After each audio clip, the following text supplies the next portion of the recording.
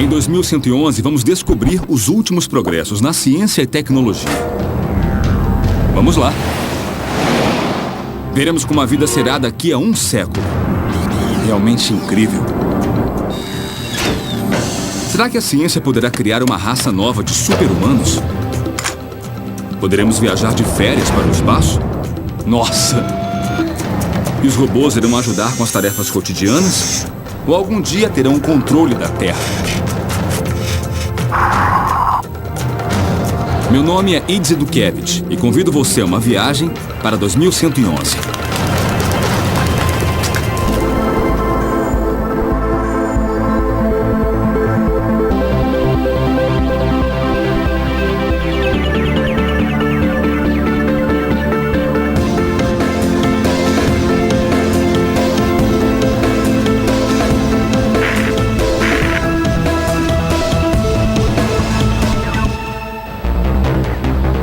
O corpo humano, uma combinação perfeita de força, agilidade e inteligência extraordinária,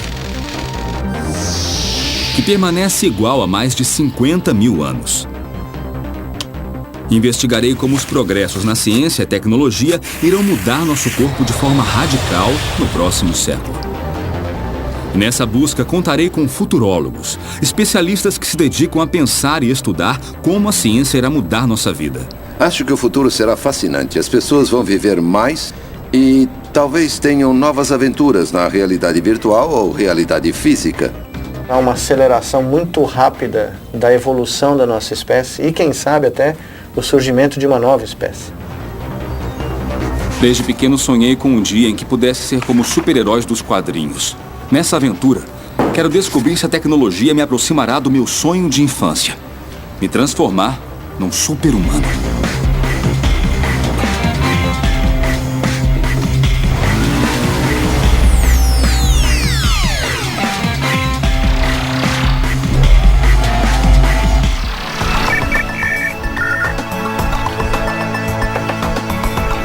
Meu primeiro destino é o Japão, em busca da super-força. Aqui os engenheiros trabalham em um traje robótico que multiplica sua força por 5, conhecido como exoesqueleto.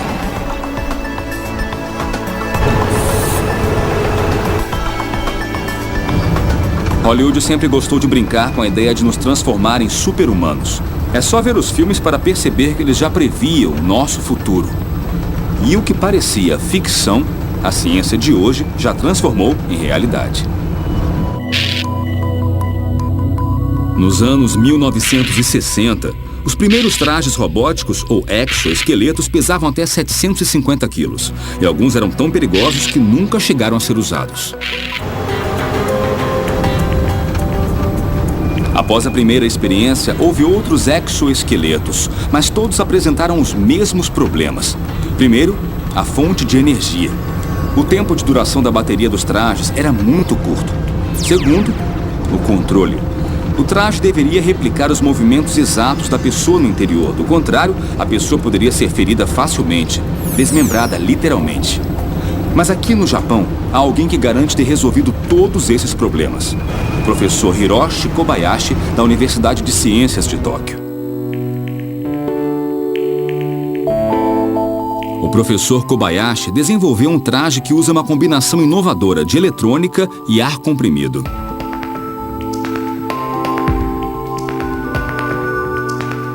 O que imita o movimento suave do músculo humano e evita possíveis danos ao usuário. Professor, como esse sistema funciona? Bem, para permitir o movimento, usamos o que chamamos de músculo artificial. Isso aqui é um músculo artificial. Isto? É. Aqui tem um tubo de borracha interno coberto por uma malha de filamentos. Tá. Então a gente enche o tubo de ar comprimido e ele infla. E é bem maleável. E muito forte também. A gente pode esperar uns 100, quer dizer, algo em torno de 1.800 newtons aqui. E quantos destes usa na roupa? No total 8. 8? 8 nessa roupa, é. Quando o músculo artificial se enche de ar comprimido, ele infla e se contrai, assim como um músculo de verdade. Um sistema que oferece força e precisão para controle do traje. O ar comprimido é controlado por um sistema de microprocessadores e chaves que leva em conta uma série de padrões de movimento, como levantar, sustentar ou empurrar, cada um controlado pelo movimento dos braços. Como as roupas são controladas? Nesse caso, a gente indica um padrão de movimento. E criamos os padrões com 3 ou 4 padrões de movimento. E usamos uma chave para ativar cada um dos padrões. Basicamente é isso. O objetivo é que exoesqueletos como esse façam parte de nosso cotidiano em um futuro não muito distante. Acredito que exoesqueletos vão fazer parte de uma vida que será mais cibernética. O ciborgue humano parece alienígena e estranho, mas não é. Se pensarmos, hoje já somos uma espécie melhorada. Óculos, lentes de contato, marca-passos. No Japão, o desenvolvimento de exoesqueletos é voltado principalmente para a população crescente de idosos. Mas em outras partes do mundo, essa tecnologia também tem outras utilidades. Há um trabalho em sistemas de exoesqueletos, em especial para soldados, para que possam usar uma espécie de armadura computadorizada e robótica que possam caminhar com ela e ao mesmo tempo que tenham mais força e capacidades super-humanas. Quero testar se o exoesqueleto de Kobayashi pode me transformar num super-humano. Eu posso testar? Sim, sem dúvida. Mas antes, por que você não vê quantos quilos aguenta sem estar usando o traje de músculos? Tudo bem, e depois eu me visto. Isso. Tá. Tá bom. 5. Vai lá. 15 quilos. 20. 20 quilos, tá. Tá pesando. 25. 25 quilos. 35. 35 quilos. Acho que tá. E aí, já tá bom? Chega. Já tô segurando 35 quilos. Já tá bom. Tá bom. Agora, vamos colocar a roupa. Tá bom. Vamos lá? Tá. Chegou a hora da verdade. Veremos quantos quilos eu aguento com o exoesqueleto do professor Kobayashi.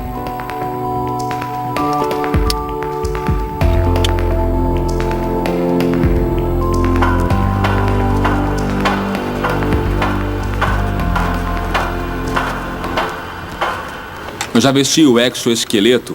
Pesa uns 9,5 kg, mas na verdade não é tão pesado. Professor, nós podemos ver agora? Podemos, sim. Tá bom, isso foi o que eu aguentei. 15 quilos. Embora o volume dos sacos seja meio incômodo, eu consigo segurar tudo sem fazer muito esforço. Mais um. Vai. 50 quilos. Já está bom. Com certeza isso é uma ajuda. Não teria conseguido sem isso. Graças ao traje do professor Kobayashi, sem dúvida eu sou um homem mais forte. Imaginem tudo o que poderíamos fazer com esse tipo de traje. Agora exoesqueletos são desenvolvidos para obtermos força, mas no futuro também vão poder servir como transporte pessoal. No futuro é muito provável que alguns tipos de exoesqueletos sejam mais práticos do que os automóveis dos dias de hoje, né? E produzam menos efeitos colaterais para a atmosfera, para o ambiente, permitindo que as pessoas se locomovam de uma maneira mais eficiente, né?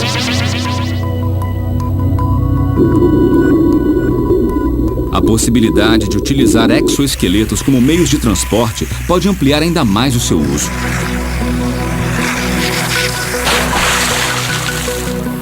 O Zapata Flyboard nos dá uma visão desse possível futuro.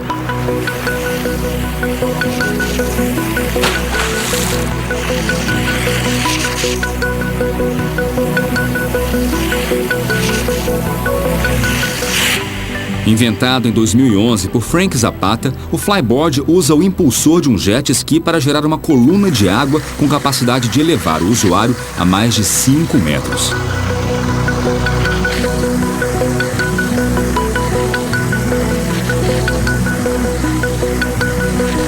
A força do jato é controlada por um gatilho e a direção por 2 jatos pequenos fixados nos braços.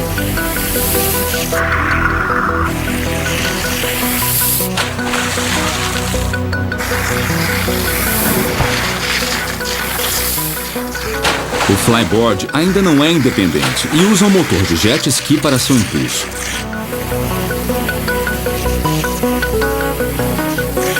Uma vez resolvido esse problema, poderemos utilizá-lo como um exoesqueleto aquático, devido ao seu controle pelo movimento de pernas e braços.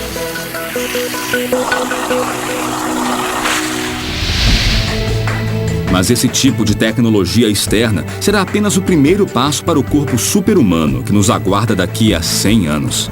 No começo, os exoesqueletos eram mecânicos, mas com o tempo vamos cultivar órgãos e regenerá-los. Controlaremos matéria viva.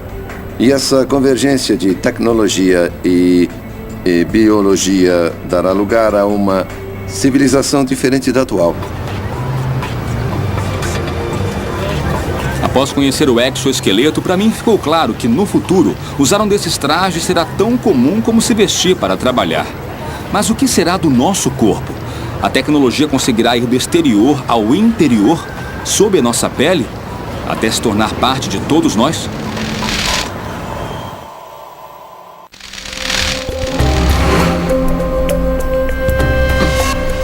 Até agora, presenciei como a ciência pode melhorar cada parte existente em nosso corpo até nos transformar em super-humanos. Mas a ciência conseguirá ir além disso? Será que nós poderemos adquirir habilidades novas, como a visão noturna, a audição a longa distância ou ainda a visão de raio-x?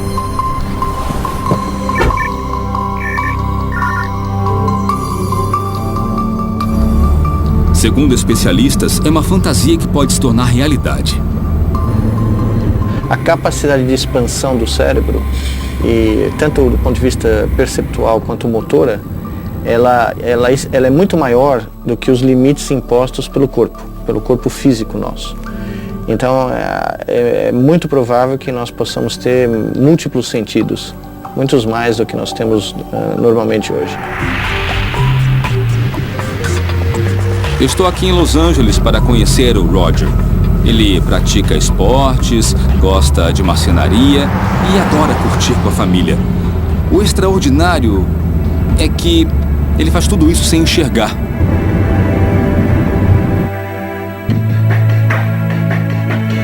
Eu nasci com retinosquise juvenil, que causa degeneração da retina, a parte anterior do olho que reflete as imagens para serem captadas pelo cérebro. Nasci cego de um olho e com visão limitada do outro, mas achava que era o normal. Por fim, perdi a visão totalmente aos 16 anos. A vida de Roger mudou completamente quando conheceu o Brainport, através da neurologista Amy Arnoldussen. Eu fiquei muito emocionado ao usá-lo pela primeira vez, quando a Amy colocou uns objetos na mesa e me pediu para pegar um deles. Foi a primeira vez que eu consegui fazer isso e enxergar, então fiquei emocionado. Estava apreensivo porque não sabia como seria. O Brainport é uma ajuda para as pessoas cegas. Ele possibilita que as pessoas com deficiência visual tenham noção dos objetos que estão ao redor. Trata-se de um sistema de câmera e um dispositivo colocado sobre a língua. A câmera capta a imagem e um programa a converte em um sistema tátil que é desenhado no centro da língua. É como sentir um filme em braille sobre a língua.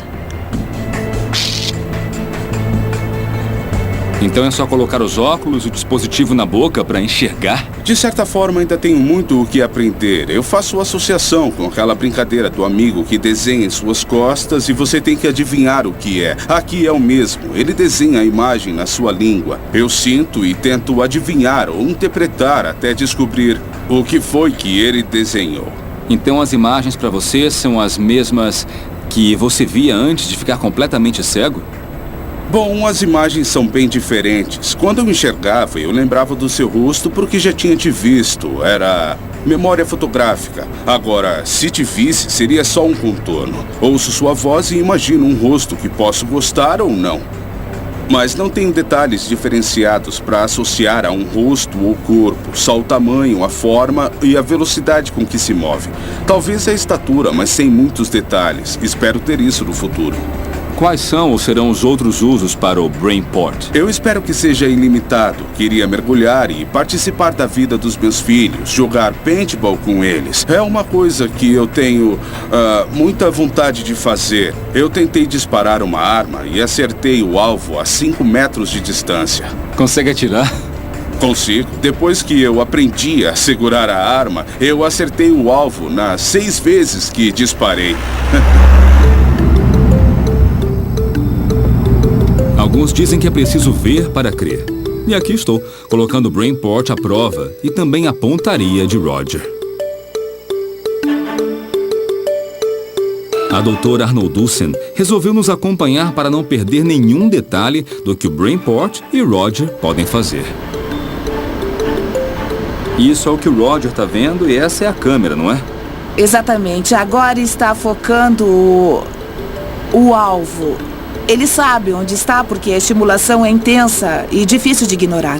Eu estou vendo o que ele está vendo e é igualzinho ao que nós temos aqui. Então está pronto para atirar? Estou.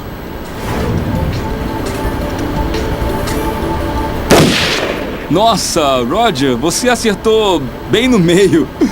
Eu também estou surpreso. Eu fico surpreso. É mesmo incrível.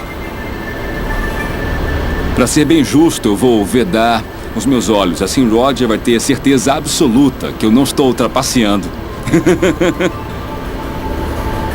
Eu sinto os sinais elétricos na língua. No começo eu sinto dificuldade, mas depois de um tempo começo a distinguir a forma do alvo.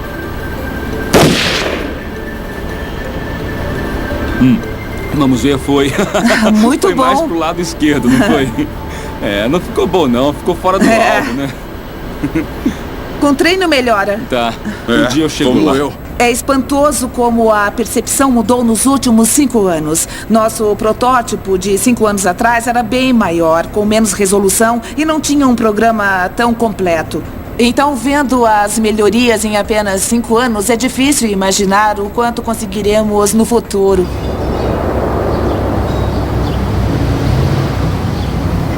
A primeira fase do aprimoramento humano vai ser restaurar coisas, será terapêutica.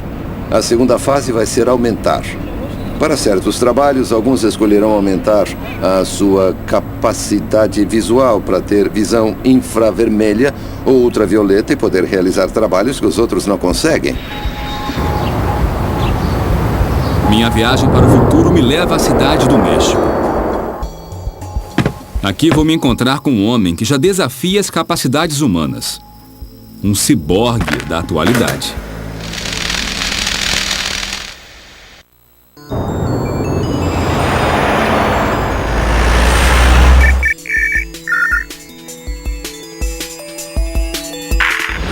Minha viagem ao futuro me trouxe à cidade do México para conhecer um verdadeiro super-humano. O esporte é um campo de batalha no qual o corpo humano é levado ao seu limite. Estou aqui para descobrir como os sonhos de um homem se tornaram realidade através de uma combinação única de tecnologia e treino. Josué Benítez é um atleta, mas ao contrário de seus colegas, ele tem uma perna protética feita de fibra de carbono. Essa substituição de alta tecnologia não atrapalhou em nada o seu rendimento. Uma combinação de habilidade humana, tecnologia e horas de treino transformaram Josué em um dos homens mais rápidos da América Latina. Apesar da perna esquerda amputada desde que tinha 7 anos, Josué chegou a representar seu país, o México, nos Jogos Paraolímpicos.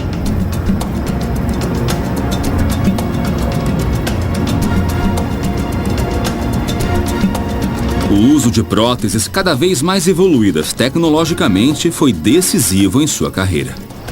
Do joelho para baixo não existe cansaço, porque a prótese é que faz todo o trabalho. Eu só preciso jogar todo o peso e também a força da minha perna amputada para que a prótese faça o resto. O uso de fibra de carbono torna a prótese leve e flexível. Sua curva funciona como uma mola, que concentra a energia para lançar Josué ao seu próximo passo.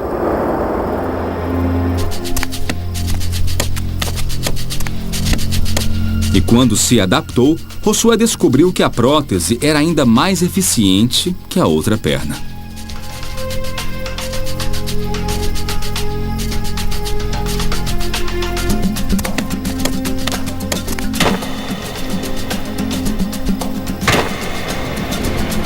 Ao me apoiar com a prótese, eu levo uma vantagem.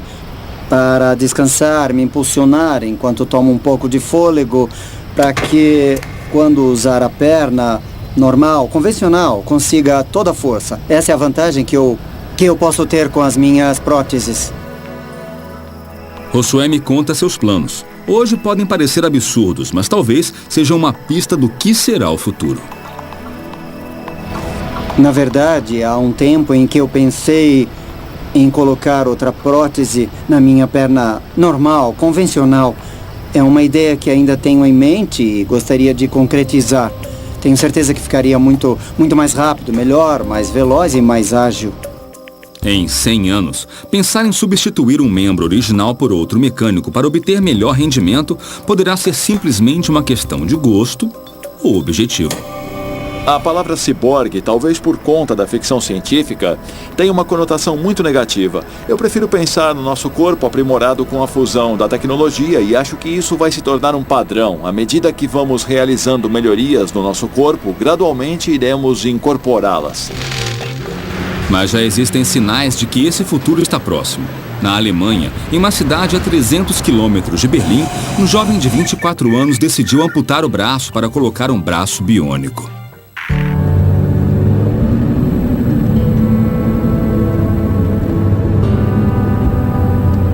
Me chamo Patrick, tenho 24 anos e sou da Áustria. 4 anos atrás eu sofri um acidente no trabalho com um cabo de alta voltagem. Então passei 2 anos e meio com uma mão que não funcionava. Minha mão não servia para nada. E em janeiro de 2010 eu decidi amputar a mão que não funcionava e substituí-la por minha primeira prótese.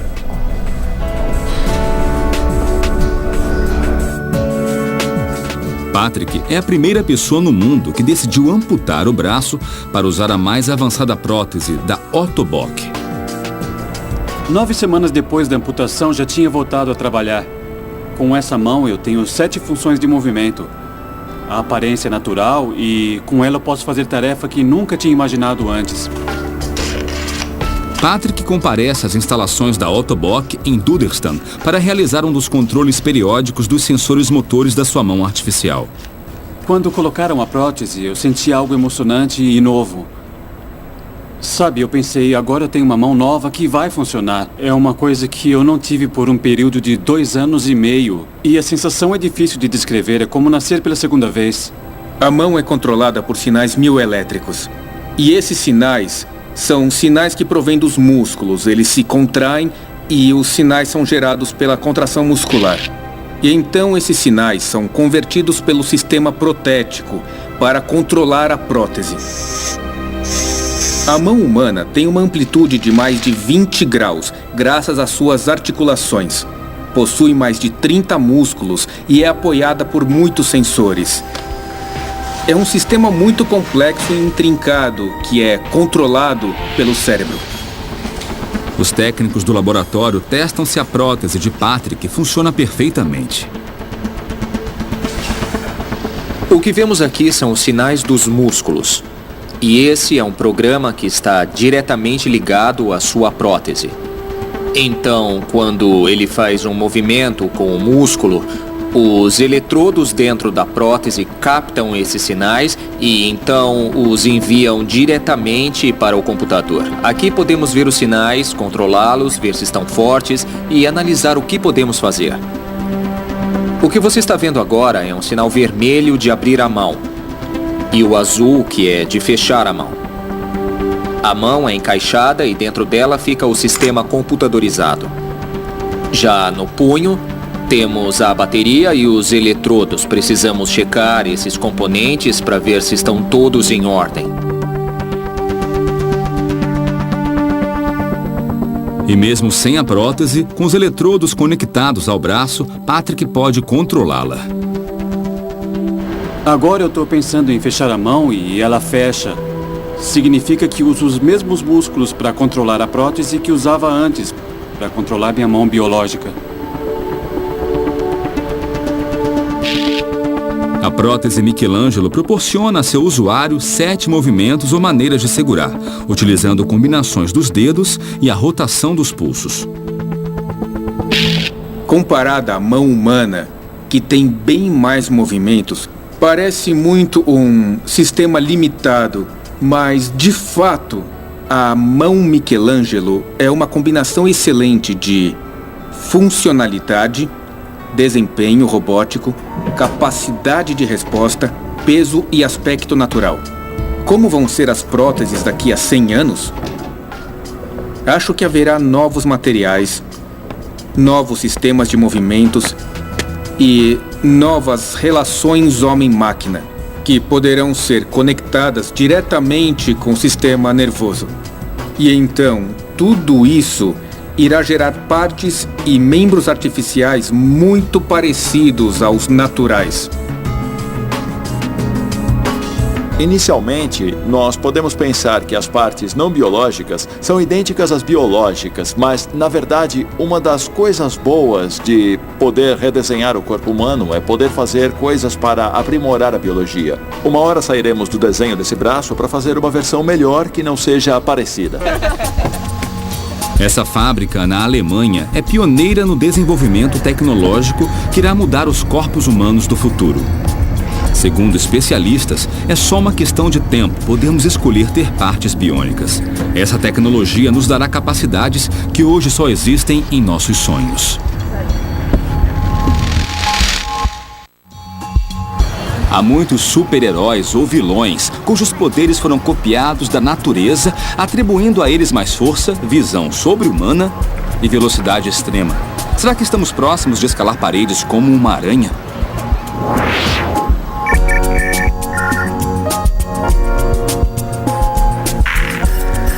Uma possível resposta está na Universidade de Stanford, na Califórnia. Aqui, o laboratório de biomimética, conduzido por Mark Cutkosky, se dedica a reproduzir as habilidades encontradas na natureza de forma mecânica. Acho que haverá cada vez mais esforços para a melhoria do nosso corpo com novas tecnologias. Na tentativa de aumentar nossa capacidade de correr, escalar ou nadar, tomamos por base os exemplos que nós encontramos na natureza. Pesquisamos o que torna aquilo eficaz e aplicamos em coisas que usamos como roupas ou até mesmo implantes biônicos. A primeira tarefa de Mark Cutkosky e sua equipe foi projetar um robô que escala paredes igual aos super-heróis das histórias. Nosso principal objetivo é criar robôs que escalam. Queremos robôs que andem pelas paredes, tetos, penhascos, qualquer coisa. Para isso, Mark buscou respostas na natureza. Quando começamos a fazer os robôs que escalam, observamos muitos animais. Observamos insetos, aves e répteis que sobem em árvores. E, a princípio, o robô foi inspirado em um inseto que tem pequenos espinhos nas patas. Mas se o objetivo final era algo capaz de escalar superfícies lisas como o vidro, esses espinhos não iam funcionar. Finalmente, Cutkosky identificou o animal que podia escalar qualquer superfície, até mesmo vidro. É um pequeno réptil, a lagartixa. Só na última década é que entendemos como as lagartixas escalam. Antes, havia várias teorias. Alguns diziam que talvez escalasse por sucção. Entretanto, os biólogos chegaram à conclusão de que a lagartixa usava uma das forças fundamentais da física, as forças de Van der Waals. Então, a lagartixa escala superfícies usando a força de Van der Waals, que são uma atração molecular básica entre duas moléculas quaisquer que se aproximam o suficiente.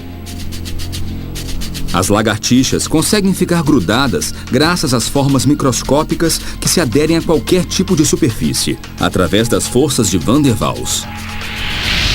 Mas não queremos algo como uma fita adesiva. É pegajosa demais para um robô escalador. O primeiro problema é que precisa aproximá-la da parede e fazer assim para que ela possa aderir. Ao empurrar, se afasta do muro e não queremos que isso aconteça ao robô. E para tirá-la, tenho que puxar, o que desperdiça energia a cada passo. Seria como andar com um chiclete grudado nos pés. Em vez de utilizar fita adesiva, Kutkowski desenvolveu um sistema baseado nas patas da lagartixa.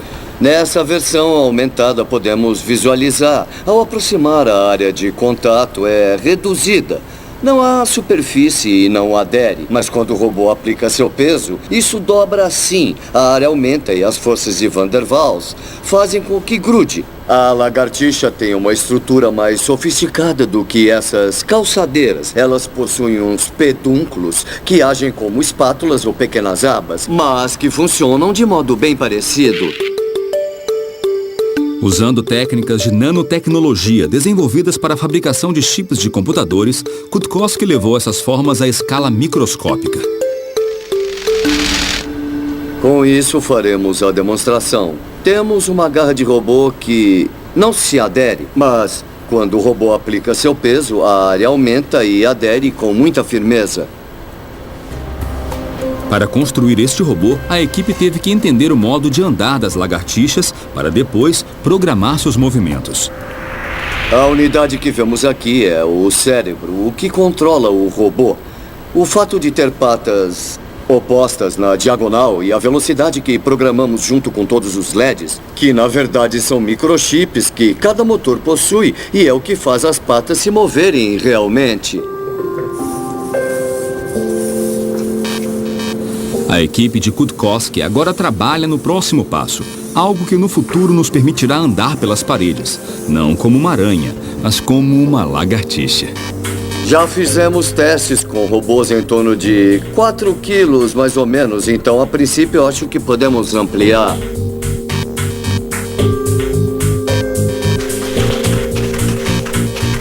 Em milhões de anos de adaptação, a biologia encontrou soluções extremamente surpreendentes para se adequar a esse mundo. Em 100 anos, poderemos incorporar ao nosso corpo muitas das habilidades que nós vemos nos animais, além do que também imaginamos ou até mesmo sonhamos. E se em vez de escalar paredes e edifícios, pudéssemos saltar deles e voar?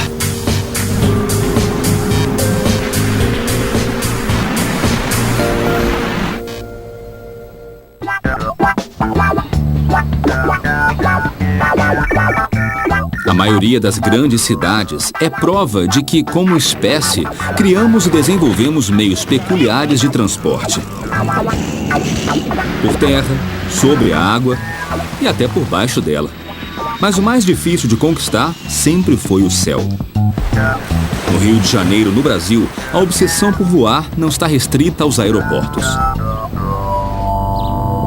Gui Pádua pratica salto com wingsuit, um esporte radical que proporcionou ao ser humano a capacidade de voar por 26 quilômetros. O wingsuit foi um macacão de asas desenvolvido pelo Patrick de Gallardon, que foi um francês, um dos ícones do esporte mundial, que deu ao homem o poder de voar.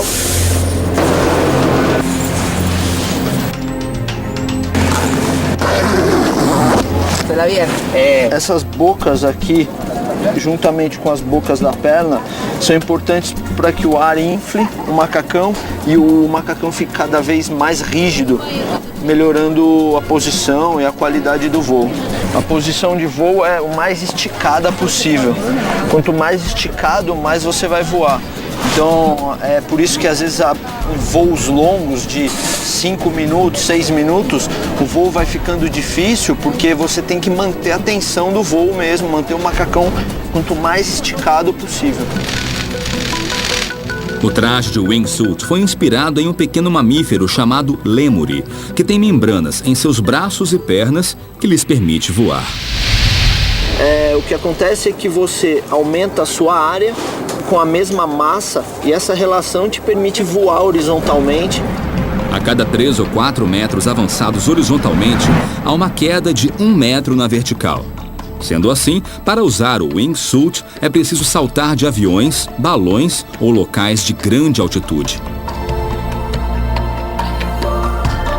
A partir do momento que você sai da montanha, ele infla. e o ar fica retido dentro do macacão. E essa pressurização te dá o poder de voo horizontal.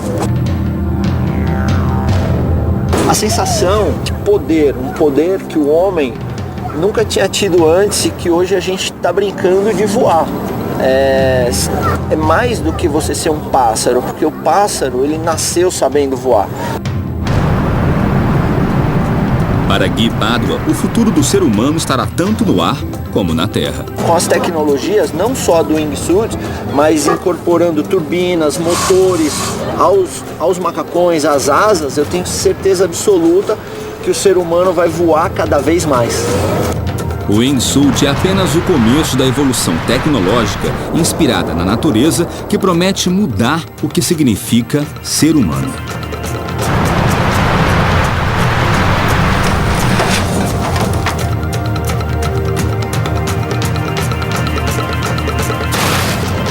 Tá bom ou não? É isso aí. Nós começamos a aprender como são os mecanismos que tornam a natureza tão fantástica e começamos a integrá-los à nossa vida, nosso corpo. Não sabemos quanto tempo levará para incorporarmos a biologia das aves em nosso corpo. Enquanto isso, engenheiros continuam trabalhando para nos fazer voar graças a motores. Na década de 1920, surgiram as primeiras ideias de mochilas voadoras, ou jetpacks, na ficção científica. Em 2012, quase um século depois, Glenn e sua equipe de engenheiros da Nova Zelândia conseguiram quebrar todos os recordes ao projetar um jetpack com autonomia de voo de 30 minutos.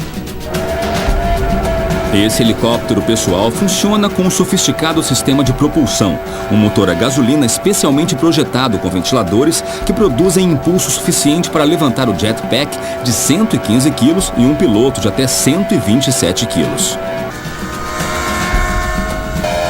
Pode chegar até 2.500 metros de altitude e não requer licença de piloto, mas um treinamento especial. Após 27 anos de trabalho, Glenn Martin conseguiu romper os limites e alcançar a máxima expressão de liberdade e autonomia que o ser humano pode imaginar. De um modo geral, todas as coisas que nós incorporamos vão nos dar habilidades que não possuímos para fazer coisas que hoje são impossíveis. Para voar, nos inspiramos de alguma forma nos pássaros. A biologia serve de inspiração, mas podemos ir muito mais além.